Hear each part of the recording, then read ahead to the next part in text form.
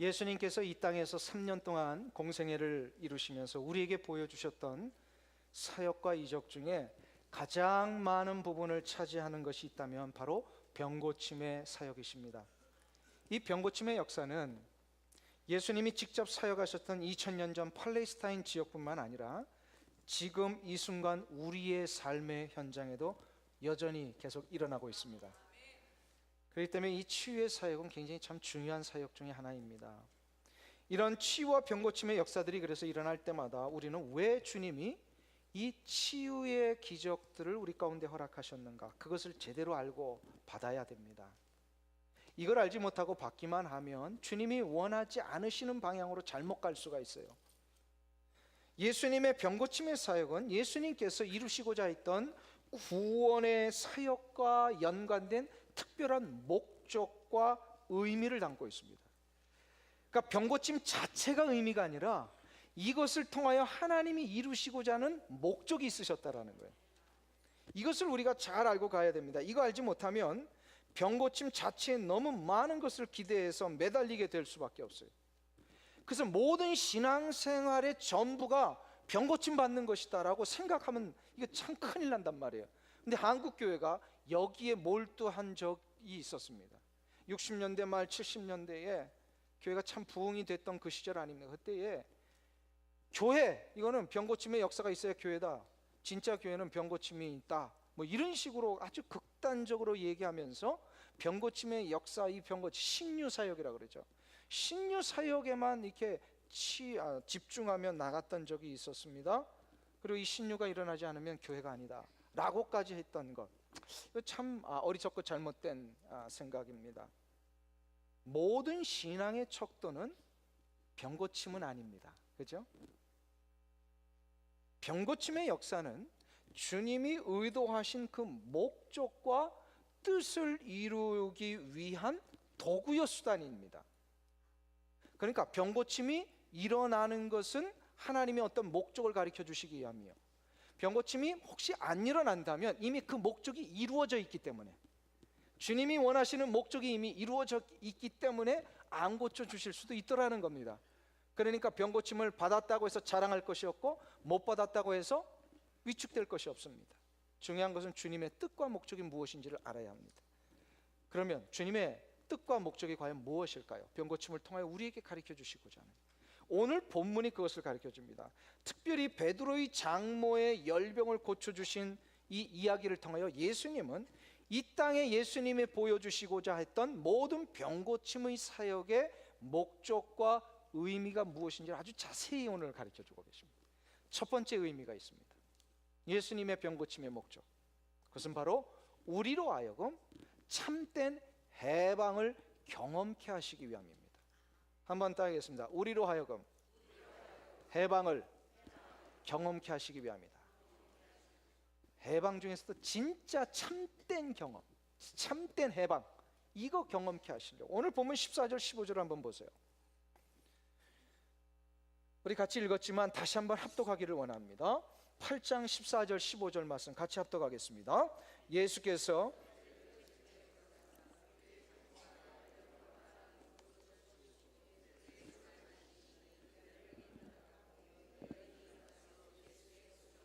아멘. 자 보세요. 여기서 열병에 걸려있는 장모의 이야기가 나옵니다.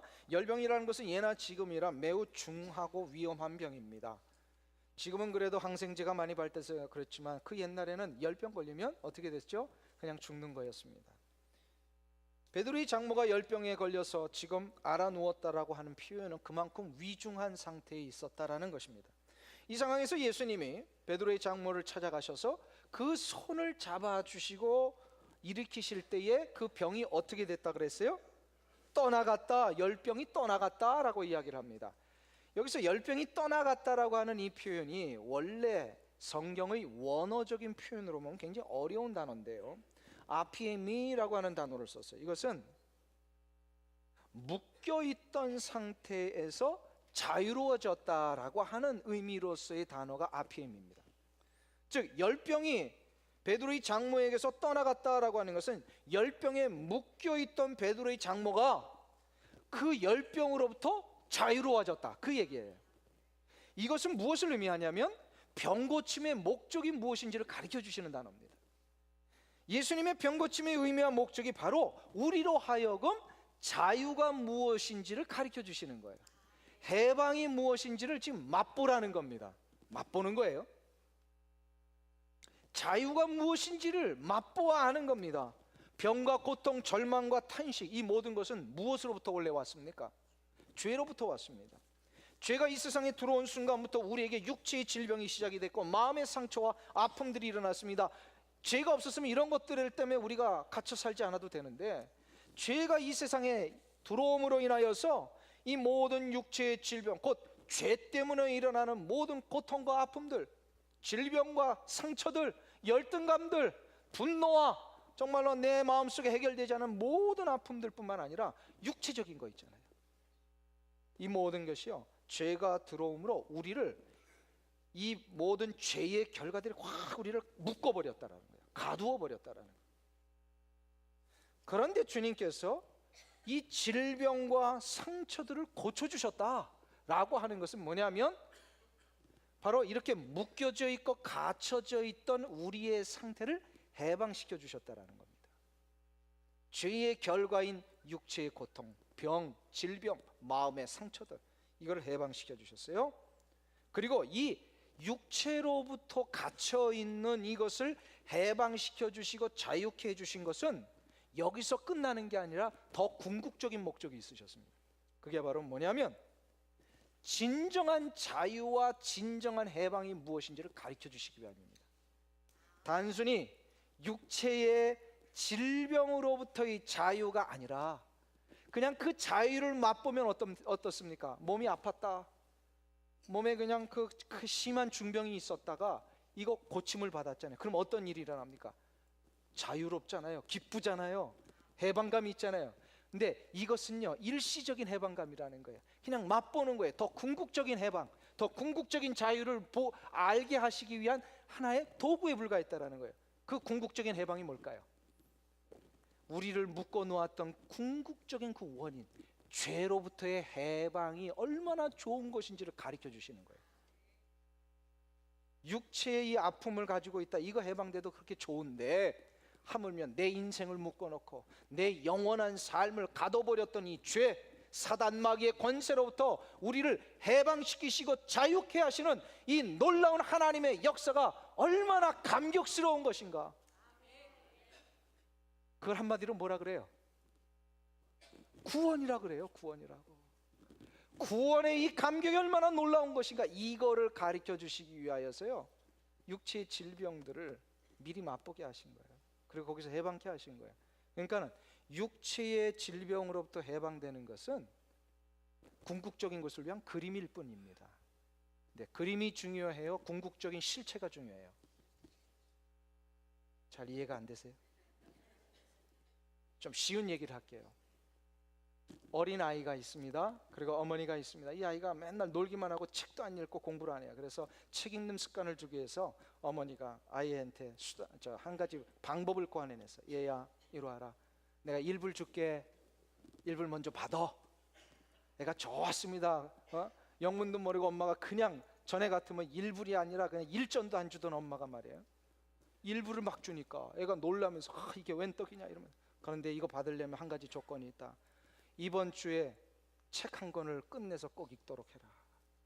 아이가 1불 받았는데 그 정도 못하겠어요? 알았습니다. 열심히 책을 읽고 다 끝냈어요. 엄마 다 읽었어요.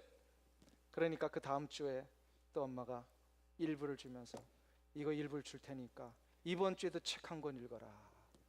이 아이가 신났죠? 매주마다 1불씩 생깁니다. 그러니까 이 아이가 좀 생각이 바뀌어지기 시작했어요. 자기 주머니에 1불이 쌓이는 이 재미가 솔솔하거든요. 그러니까 이제는 책은 뒷전이고 돈 받고서 책은 대충 읽기를 시작합니다.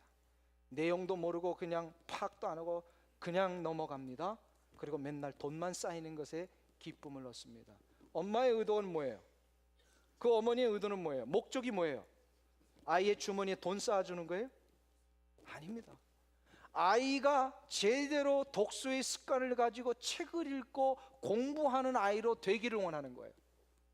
근데 아이는요, 일불 받고 나니까 뭐예요? 돈독이 오른 거예요, 이 아이가. 이거 쌓이는 거 재미 붙인 거예요. 목적을 잃어버리고 목적을 위한 수단에 몰두한 나머지 어머니가 원하지 않는 이상한 길로 가게 되더라는 거죠. 한번 잘 생각해 보세요. 병을 고침받는다라고 하는 것은 더 영원하고도 궁극적인 목적인 우리의 영혼의 해방, 죄로부터의 자유를 미리 좀 맛보고 여기서 끝나지 말고 이거 진짜 자유와 해방을 위한 나아가라는 것이 목적 아닙니까? 그래서 이 해방과 자유를 가르쳐 주시기 위해서 맛보기 해방, 맛보기 자유, 이게 바로 뭐라고요? 육체의 질병으로부터 고침받는 거였어요. 근데 사람들이 육체의 고침의 질병으로부터 고침받는 거, 여기에 재미를 붙이는 순간부터 뭐예요? 그냥 이 목적은 상관없이 질병 고치는 것에만 목을 매더라는 거죠. 그렇게 되면 어떻게 됩니까? 십자가 앞에 서는 날 다 도망가 버립니다. 예수님의 공생애 동안에 수없는 기적과 치유의 사역을 해주셨는데 예수님의 십자가 달려 돌아가시는 그 순간에 예수님을 못 박으랬던 사람들이 다 누구예요? 예수님의 그 기적을 경험했던 사람들이. 십자가 앞에서 진짜 예수 그리스도의 구원의 역사를 받아들여야 되는데 목적을 잃어버리고 수단과 방법에만 몰두했던 사람들은요, 구원의 이 놀라운 혜택 앞에 다 소외돼 버립니다. 결국 이것이 뭐냐면요, 내 인생의 종착역이 끝나는 날 후회하게 되더라는 거예요. 그러니까 뭐 해야 돼요? 주님의 그 목적 앞에 우리가 제대로 회복이 돼야 됩니다. 이것을 가르쳐 주시기 위해서 하나님은 출애굽의 역사를 보여주신 거 아닙니까? 출애굽이라는 것은 430년 동안 이집트에서 노예살이했던 이스라엘 백성들을 구출해내셔서 자유와 해방을 주신 거 아닙니까? 그런데 저들이 육체적인 이 자유와 해방을 맛본 이후에 여기에 취한 나머지 하나님의 말씀에 순종하지 않고 참된 영혼의 자유와 해방, 영원한 진정한 궁극적인 구원으로까지 나가지 못하니까 저들이 어떻게 됩니까? 하나님이 원래 목적하셨던 가나안 땅에 못 들어갔잖아요.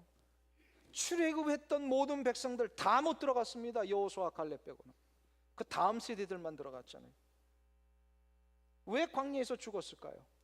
저들이 해방을 맛보기 해방에만 머물렀기 때문에 그렇습니다. 진짜를 경험해야 됩니다.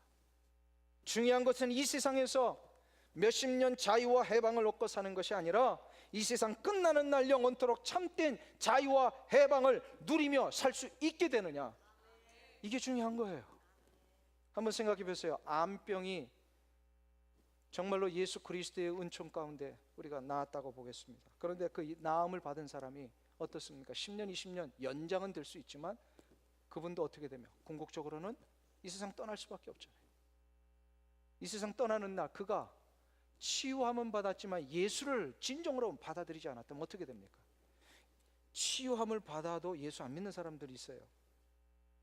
그러니까 이거 우리 조심해야 됩니다. 이것이 한국 교회가 참 어려웠던 문제 중에 하나 아니겠습니까?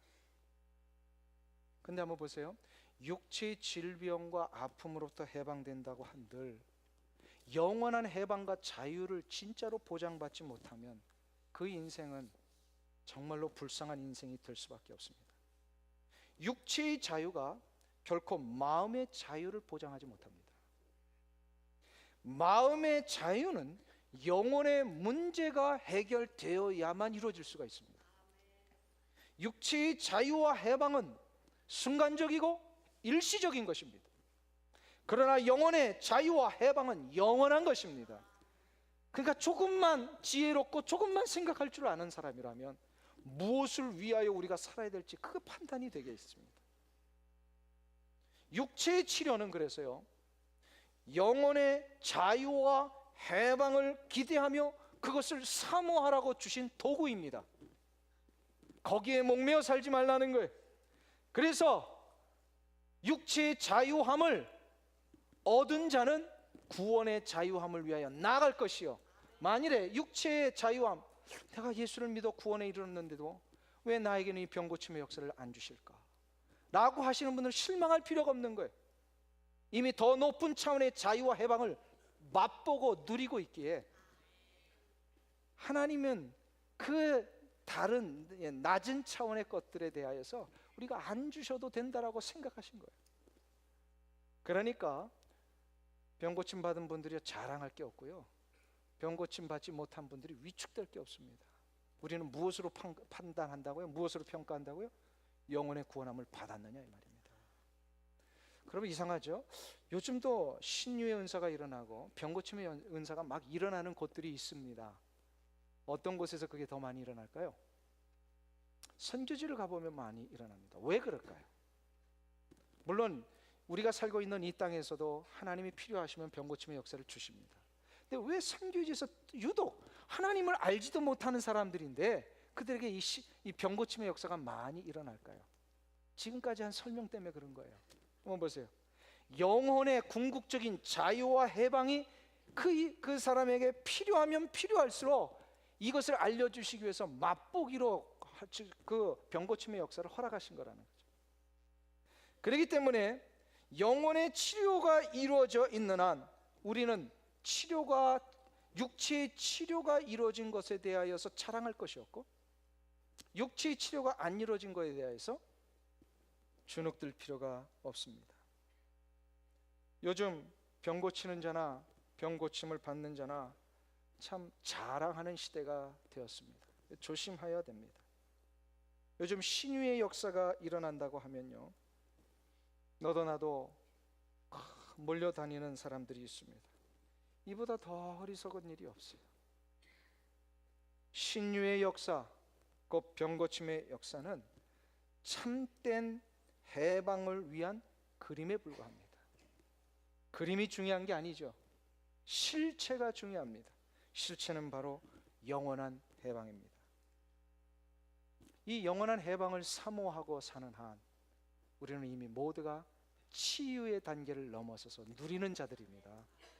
그러니까 여러분들은 이미 참된 해방을 경험하신 분들이에요. 두 번째로,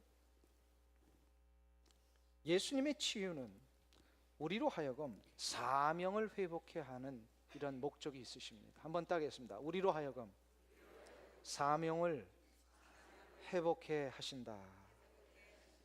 15절을 우리 다시 한번 보겠습니다. 15절 말씀.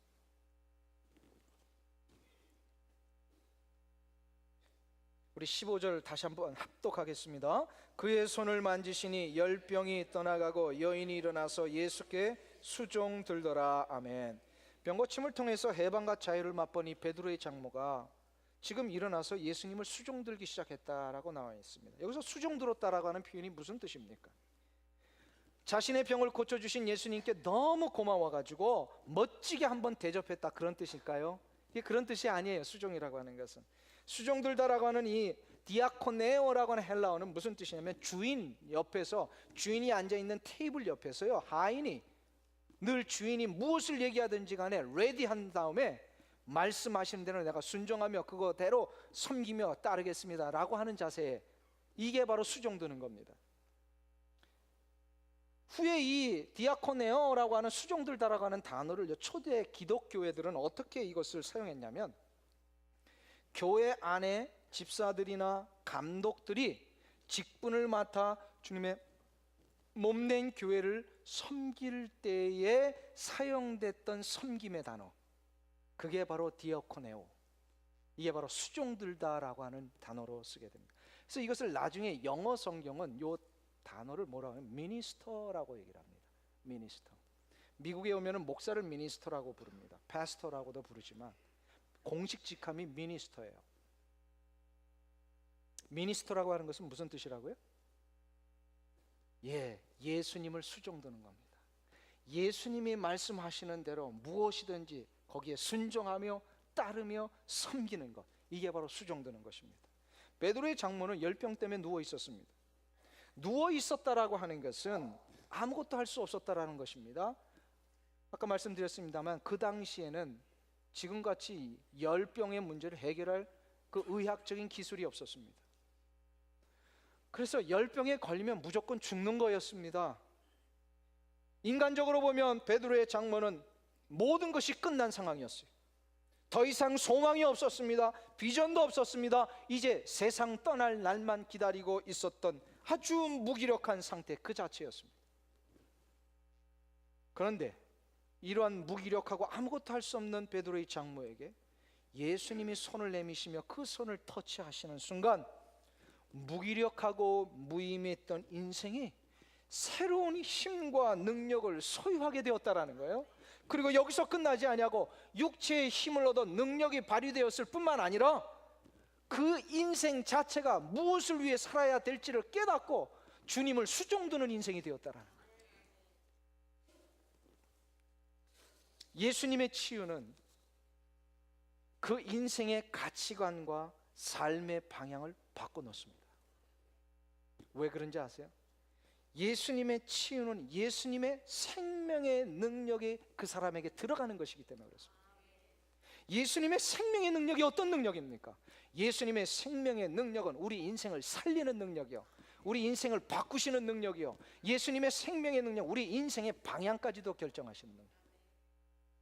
그러니까 무기력하게 열병에 누워서 이제 죽을 날만 기다렸던 이 베드로의 장모가 이제는 옛날의 육체에 무가치하고 무의미했던 인생이 아니라 예수님의 생명이 들어가고 나니까 새로운 가치와 의미를 발견하고 그의 가치와 의미 때문에 무엇을 위해 사는 것이 진짜 가치 있는 인생인지를 방향 잡았다라는 거예요. 그래서 그분이 예수님을 수종들기를 시작했습니다. 수종들었다라고 하는 것은 현재형으로 씁니다. 현재형이라는 것은 계속해서 이루어진다라는 겁니다. 누구든지 그리스도 예수 안에 있으면 새로운 피조물이라. 이전 것은 지나갔으니 보라 새 것이 되었도다. 할렐루야. 여러분들 이 말씀이 여러분의 고백이시기를 축원합니다. 예수 그리스도 안에 있으면, 예수 그리스도 보혈의 공로로 죄 씻음을 받으면 어떻게 된다는 거예요? 새로운 인생이 된다는 거예요. 그냥 내가 새 옷 한번 갈아입는 정도는 내 마음과 생각까지로 완전히 바뀌어진다는 거예요. 가치관이 달라진다는 거예요. 보는 기준이 달라진다는 거예요. 이게 얼마나 놀라운 축복입니까? 삶의 의미가 달라지잖아요. 이 생명의 역사를 이루시는 예수님의 능력이 내 안에 들어오니까 이게 달라진 거예요. 그러니까 기준이 달라지는데 최고의 기준이 이제 어디에 포커스 됩니까? 예수님에게로 포커스 되는 거예요. 예수님에게로 포커스가 되는 거예요. 그러니까 예수님이 원하시는 것, 예수님이 우리에게 요청하시는 것, 이것을 언제든지 주인의 테이블 옆에서 하인이 말씀만 하시면 내가 따르겠습니다 하는 것이 수종드는 것이라고 했으니까, 예수님이 원하시고 예수님이 명령하신 그 모든 것을 위해서 내가 이제 기다렸다가 살겠습니다. 이게 바로 사명입니다. 수종들다라고 하는 이 표현을 영어 성경은 wait for Jesus 이렇게 표현해 있어요. 예수님을 기다리는 거예요. 예수님의 말씀을 기다리는 거예요. 예수님이 무엇을 얘기하시든지 간에 내가 그대로 따르겠습니다. 그러니까 어떻게 되니까요? 이 놀라운 생명의 역사를 얻은 자들은요, 예수님의 말씀의 명령에 순종해서 그대로 삽니다. 이게 사명자의 삶이에요. 우리는 사명을 좀 오해하시면 안 됩니다. 사명의 삶이라고 하는 것은 무슨 아프리카로 가서 젊어서부터 풀타임 선교사 돼서 한평생 그들과 사는 것, 이것만이 사명이 아니에요. 사명자로 사는 것은 신학교 가가지고 목사가 돼서 어렵고 힘든 이 목회의 길, 말도 안 듣는 교인들 비유 맞춰가며 우리 교회 얘기가 아니고요. 그거 나는 도저히 못하겠는데 어떻게 저런 사명자의 삶을 살라고 하는가? 이 목사의 길만 가는 것이 사명자의 삶이 아닙니다. 사명자의 삶이라고 하는 것은 내 삶의 부분이 어떤 것이든지 간에, 어쩌면 가장 작은 부분일지라도 그곳에서 주님 옆에 서서 레디하고 있다가, 주님 무엇을 원하십니까? 내가 주님의 원하시는 대로 내 이 삶의 현장에서 한번 주님을 위해 살아보겠습니다. 그게 바로 사명자의 삶이에요. 그러니까 여러분들이 땀 흘려 일하시고 있는 그 일터, 종업원도 없이 나 혼자 일해야 되는 그 작은 일터일지라도, 수많은 종업원을 거느리시는 그 큰 일터일지라도 상관없습니다. 내가 땀 흘려 일하는 그곳에서 주님의 마음을 담아 주님의 명령대로 이 일터를 사명자로 살 때, 그것이 하나님이 기뻐하시는 수종드는 삶이라는 거예요. 아멘. 그러니까 제발 은혜 받았다고 그냥 아무나 자꾸 신학교 가지 마시고요. 누구든지 갈 수 있지만 신학교는요, 목사는 누구든지 될 수 있습니다. 그러나 아무나 되는 것은 아닙니다. 그런 문제들이 생각 없이 갔으니까 자꾸 그냥 교회 안에 어려움들이 일어나져요. 교회 문제의 거의 대부분 퍼센트는 실은 솔직한 얘기로 목사들이 일으키는 거 아닙니까? 죄송합니다. 그러니까 그냥 뭐 은혜 받았다고 자꾸 신학교 가지 마시고요. 신학교는 제가 간 곳으로도 족하니까 좀 여러분들은 여러분의 삶의 현장에서 사명자로 좀 사세요. 사명자로 사세요. 제가 이 말씀을 준비하는 가운데 제 마음속에 자꾸 반복되어 울려 퍼진 어제 이 찬송가, 복음송 가사가 하나 있습니다. 꿈이 있는 자유라고는 복음송 가수가 있는데요, 거기에 나오는 소원이라는 제목의 찬양입니다. 이 찬양이 이렇게 시작이 됩니다. 삶의 작은 일에도 그 마음을 알기 원하네. 그 길 좁은 길로 가기 원해. 나의 작음을 알고 그분의 크심을 알며 소망 그 깊은 길로 가기 원하네.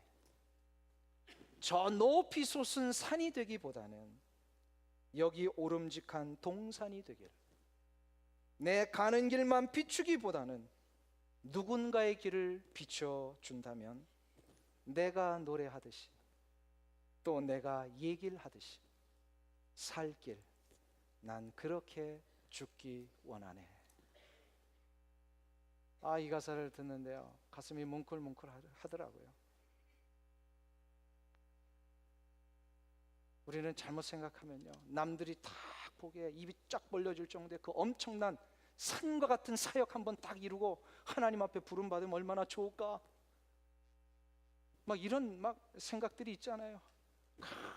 빌리 그레이엄 목사님처럼 정말로 22억 명, 평생에 22억 명의 복음을 전하셨대요. 목사가 되면 이 정도는 돼야 되지 않겠습니까? 우리는 자꾸 그런 것만 생각하니까 나는 사명 감당 못할 것 같아. 근데 이 복음송 가수가 너무 귀중한 얘기를 했어요. 저 높이 솟은 산이 되기보다는 비록 얕아 보이고 아무것도 아닌 것 같은 이 오름직한 얕은 동산에 오르기를 내가 원한다라는 거예요. 내 살 길만을 비추는 삶이 아니라 다른 사람들의 갈 길을 내가 비춰줄 수 있다면 이것이 바로 내가 가야 할 사명의 길이 아닌가, 그런 소원이 있다라는 겁니다. 사랑하는 성도님 여러분, 사명의 길은 높은 업적을 이루어내는 삶이 아닙니다. 사명의 길은 주님 옆에서 수종드는 것입니다. 주 예수 그리스도께서 나를 치료하시고 내 영혼을 자유케 해주심으로 얻은 이 놀라운 생명의 역사, 이것을 보여주고 실천할 수만 있다면 하나님, 내가 이 길을 가겠습니다. 사랑하는 성도님 여러분, 이 사명의 길을 여러분의 가정의 작은 일을 섬기는 것에서부터 시작하시길 축원합니다. 여러분들의 일터에 땀 흘려 힘들게 정말로 생활하고 있는 그곳에서 내 옆에 있는 수많은 일터의 동료들 가운데 작은 일에서부터 예수님을 수종들며 이 생명의 역사를 보여주며 사시길 축원합니다. 이게 사명이에요. 사명이에요. 이것 때문에 우리를 치료해 주시는 겁니다. 마지막 세 번째로, 주님의 치료는 우리로 하여금 생명의 복을 나누어 주는 삶을 살게 하시기 위함입니다. 한번 따라하겠습니다. 우리로 하여금 생명의 복을 나누어 주는 삶, 이것을 살게 하시기 위함이다. 우리로 하여금 생명의 복을 나눠주는 삶을 이제 계속해서 살라고. 16절을 우리 다시 한번 보겠습니다. 16절 말씀.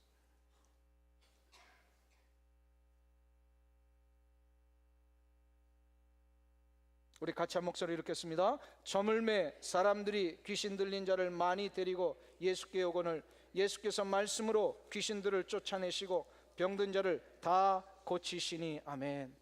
예수님께서 베드로의 장모의 열병을 고쳐주신 후에 아마도 이 소문이 그 가버나움 일대에 쫙 퍼져나갔던 거예요. 순식간에 퍼져나갔어요. 그러니까 하루도 지나기 전에 그날 저녁 막 해가 질 즈음에요, 사람들이 아마 낮에는 일하다가 못 왔는 것 같아요. 해가 질 즈음에, 해가 찔녘에 수많은 귀신 들린 자들, 병든 자들을 사람들이 다 데리고 와서 예수님 앞에 고쳐달라고 했던 것 같아요.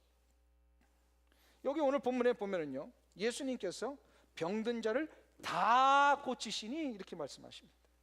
한 사람도 빠짐없이 다 고쳐주셨다라는 거예요. 예수님의 치유가 얼마나 한 사람 한 사람에 대한 사랑에서부터 이루어지신 것인지를 잘 보여주고 있습니다. 그런데 이 동일한 내용을 기록하고 있는 마가복음 1장에 보면은요, 마태복음에 나오지 않는 한 가지 특이한 다른 기록이 있습니다.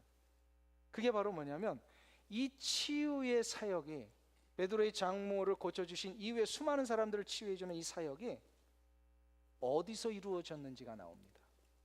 한번 찾아보실까요? 마가복음 1장 32절입니다.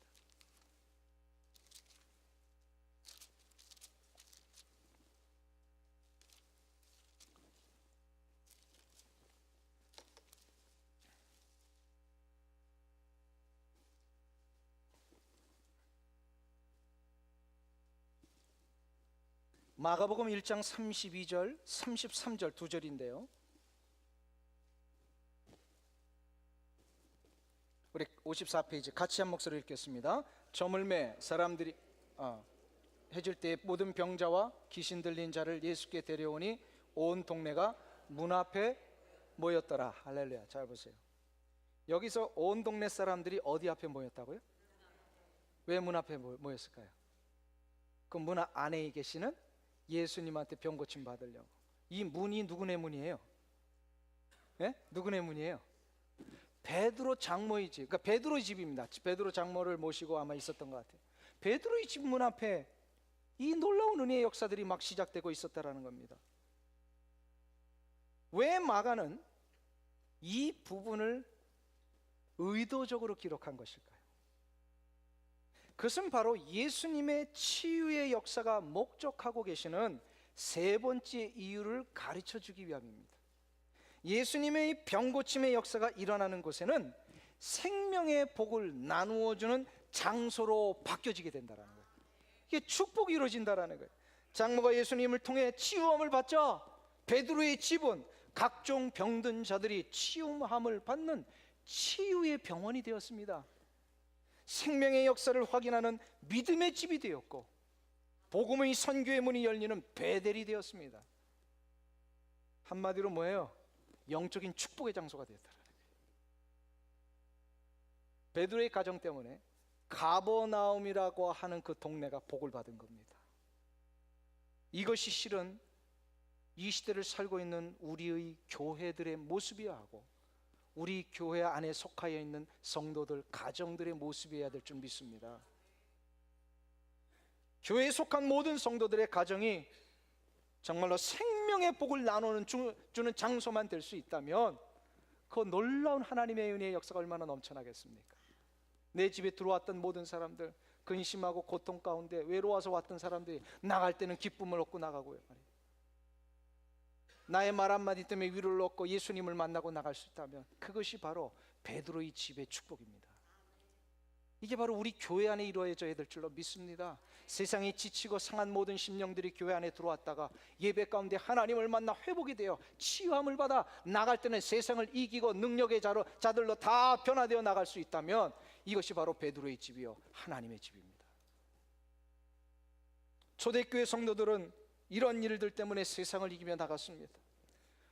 자주장사 루디아는 자기의 집을 사도 바울의 예배 처소로 사용케 하므로 빌립보 교회 초석을 이뤘고, 루디아의 그 놀라운 헌신 때문에 유럽 복음화의 전초기지가 되어버렸습니다. 마가의 다락방 아시죠? 예수님이 승천하신 다음에 마가 개인의 집 다락방에서 120명의 성도들이 모여서 기도했던 장소, 마가의 다락방. 마가는 자신의 그 다락방을 초대교회 기도 모임의 장소로 사용케 함으로 인하여서요, 그 마가의 다락방은 세계 선교의 전초기지가 되었습니다. 백부장 고넬료 아시죠? 이 고넬료의 가정이 베드로를 초빙해서 자기의 가정에서부터 예배를 드리는 순간, 고넬료의 가정의 예배실은 이방 선교를 위한 출발점이 되었습니다. 여러분의 가정이 그러한 가정 되기를 축원합니다. 우리 교회가 그러한 교회가 되기를 축원합니다. 영적인 축복이 계속해서 확장되어 나눠주는 그런 현장이 바로 교회여야 합니다. 서울에서 이발소를 하는 한 집사님이 계셨습니다. 이분은 자기의 직업이 이발사인지 아니면 복음 전하는 자인지 구별이 안 될 정도로요, 하루 종일 자기의 이발소 안에서요, 손님들에게 복음을 전하는 일을 지금도 이제 일하고 계시답니다. 하여튼 이발소나 미장은요, 복음 전하기는 제일 좋은 것 같아요. 한 30분 동안은요, 꼼짝없이 일방적으로 들어야 되거든요, 손님들이. 이 이발소가 아마 그런 장소인 것 같아요. 근데 원래 이 이발소의 주인인 이 집사님이요, 원래 이런 분이 아니셨대요. 말도 잘 더듬고 수줍어가지고 남들 앞에 말도 잘 못하시는 그런 분인데, 어느 날 갑자기 교회에서 주일날 설교를 듣는데 목사님이 설교하는데, 이번 주부터 우리 전도잔치 합니다. 그러니까 준비해서 이제 2달 후에 이 모든 것을 할 테니까 지금부터 전도하기를 시작하십시오. 그러면서 막 전도에 대한 강조를 하는데, 전도할 때는 심각한 질문을 던지면 전도가 됩니다 그러시더라고요. 이게 무슨 얘기가 있더니 목사님이 전도할 때마다 사람들에게 만나서 이런 질문 한번 해보세요. 오늘 밤이라도 당신이 이 세상 떠난다면 천국에 들어갈 확신이 있습니까? 이런 심각한 질문 하라는 거예요. 이런 심각한 질문을 해야 전도가 되는구나. 이분이 그걸 받아들였어요.